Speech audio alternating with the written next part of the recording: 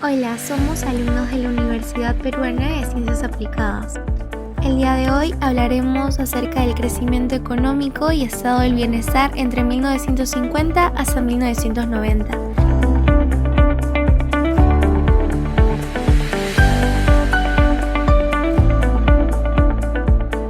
Cabe destacar que Europa y Japón admitieron la ayuda de organismos internacionales para una acelerada recuperación en sus economías.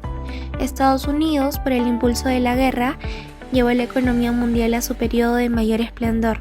Entre 1948 y 1971, la producción creció mucho más rápido que la población, lo que incrementó el bienestar material y el nivel de vida de las personas, y la inflación se mantuvo bajo control. La experiencia española constituye un caso de éxito de evolución económica. Los españoles vivían a mediados del siglo XX en una situación de subdesarrollo y penuria económica en una economía de base agraria con escasos niveles de industrialización. Sin embargo, cuando se acaba el siglo, España tiene unos niveles de desarrollo económico homologables a los del entorno europeo, ha formado un estado del bienestar y tiene una economía saneada y próspera. El cambio institucional es variable clave para comprender la evolución de estas dos sendas divergentes. La senda institucional española cambió su curso de evolución histórica en este periodo. El shock de la guerra civil y el fracaso de la política económica autárquica del primer franquismo generaron un proceso de aprendizaje social que enseñó lo costoso de la no cooperación y de la inexistencia de libertad política y económica. Estas tendencias forzaron al Estado depredador del franquismo a adaptarse aplicando una reforma económica de mercado que permitió una modernización económica que impulsó la reforma política de democratización. En las economías de Estados Unidos y Europa, el intenso papel del Estado en la economía contribuyó a fomentar el crecimiento y el pleno empleo, y logró establecer un estado de bienestar generalizado, que incluía un amplio sistema de seguridad social, mecanismos compensatorios para la redistribución del ingreso, política económica contracíclica, política de gasto público expansiva, ampliación de los sistemas educativos como universalidad y calidad, universidad abierta, recalificación, apoyo a la investigación científica básica y aplicada, un sistema de cooperación y planificación económica como sindicatos, empresas, gobierno y un Estado como empresario a través de nacionalizaciones. Según el artículo La economía informa sobre historia económica mundial, durante el periodo de los años maravillosos del capitalismo, en la década de 1950 y 1960, Europa y Japón recibieron la ayuda de los organismos internacionales que llevó a la economía mundial a su periodo de mayor esplendor. Mientras tanto, la producción industrial mundial alcanzó niveles sin precedentes.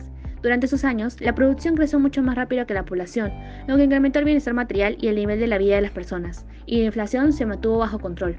En las economías de Estados Unidos y Europa, el intenso papel del Estado en la economía contribuyó a fomentar el crecimiento y el pleno empleo, y logró establecer un estado de bienestar generalizado. Luego, esta fuente nombra el fin del comunismo en Europa Oriental, que entre sus causas se encontraban que en la URSS los indicadores de la economía desde 1970 crecían cada vez más lento e incluso se registraban tasas negativas en la producción industrial y agrícola. El proceso político de modernización de España se incluye incuestionablemente dentro del modelo latino de diferenciación funcional en que las oligarquías tradicionales, antiliberales y antidemocráticas resistieron el cambio hasta que el sistema se derrumbó y la oposición revolucionaria amplió de repente el electorado, mayoritariamente analfabeto.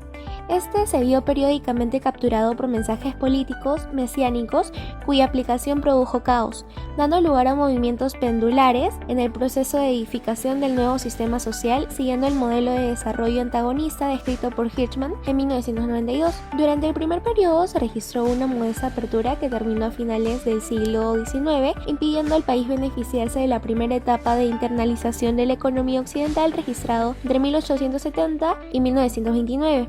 El periodo de 1900 hasta 1960 supuso una fuerte regresión del peso de los intercambios respecto al PBI, que se vio agudizada durante el decenio bélico de 1935 hasta 1945. La dinámica de apertura se recuperó a partir de 1959 y no experimentó una fuerte aceleración hasta el último decenio del siglo XX, por lo que se refiere a los desequilibrios de la balanza comercial. Se observan igualmente tres etapas, viéndose interrumpidas las dos primeras por el déficit que aflora el término de Gran Guerra y por el brusco hundimiento de comienzos de los años 60, en el que el déficit llegó a equivaler a la mitad del volumen de intercambios. Por el contrario, la última etapa, que coincide con el proceso de apertura de los últimos 40 años del siglo XX, se ha visto acompañada por una disminución paulatina del tamaño relativo del déficit, experimentando bruscas fluctuaciones cíclicas. Finalmente, el término del primer quinquenio del nuevo siglo del déficit suponía el 18% del volumen de unos intercambios que había experimentado un crecimiento en ese mismo orden durante el decenio del siglo anterior. La fuente de Cielo sobre los modelos y regímenes de bienestar social en una perspectiva comparativa en Europa nos introduce un análisis sobre el estado de bienestar y su objetivo principal, que es resaltar la riqueza de la autoría de los regímenes de bienestar en las sociedades contemporáneas. Tras la Segunda Guerra Mundial, el desarrollo de las políticas económicas se orientó a facilitar el pleno empleo, lo que contó con el concurso activo del soporte familiar. Por otro lado, se quiere argumentar que hay tres tipos de estado de bienestar que se han resumido a continuación. El modelo de bienestar liberal, que se caracteriza por una política liberal, una economía capitalista y políticas sociales residuales. El segundo es el modelo de bienestar corporativista, que es en esencia un residuo de formas feudales preindustriales.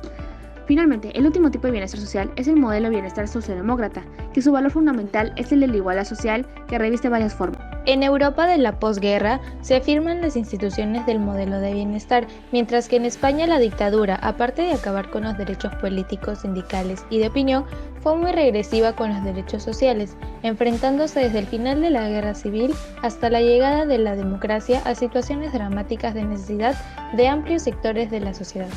España sufrió un éxodo masivo entre los años 1950 y 1970, de 2 millones de españoles que tuvieron que emigrar a otros países de la Europa occidental por las condiciones de pobreza en las que estaba históricamente instalada España, perdiendo una magnífica fuerza de trabajo en cantidad y calidad, que hubiera supuesto un gran beneficio para el país. La aprobación de la Constitución española en el año 1978 supuso una eclosión de libertades, desembocando en el desarrollo de nuevos derechos sociales y estableciéndose una política fiscal y una estructura de gasto público que permitieron el avance de la protección social y de los servicios públicos básicos, que condujeron, en su conjunto, a la creación de lo que ya se conoce fuera de nuestras fronteras como el modelo de bienestar español, basado en criterios muy parecidos a otros modelos de la Europa occidental. El modelo de Estado liberal empieza desde la idea de que el hombre se deja llevar racionalmente hacia la consecución de sus intereses básicos.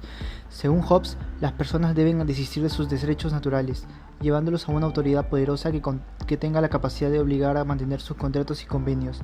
Es así cuando se hacen efectiva y legítimamente la esfera privada y pública, es decir, la sociedad y el Estado.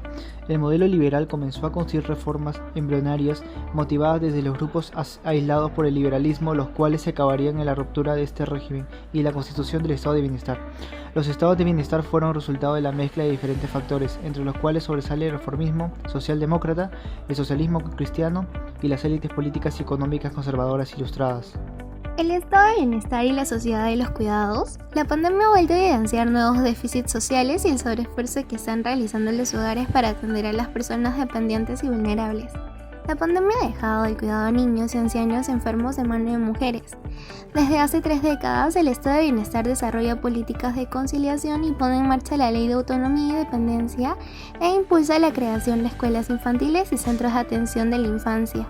Sin embargo, las personas mayores se han convertido en cuidadoras de nietos y familiares dependientes a gran escala. Finalmente, el cómo cuidamos exige recuperar la capacidad financiera e institucional de la Ley de la Dependencia.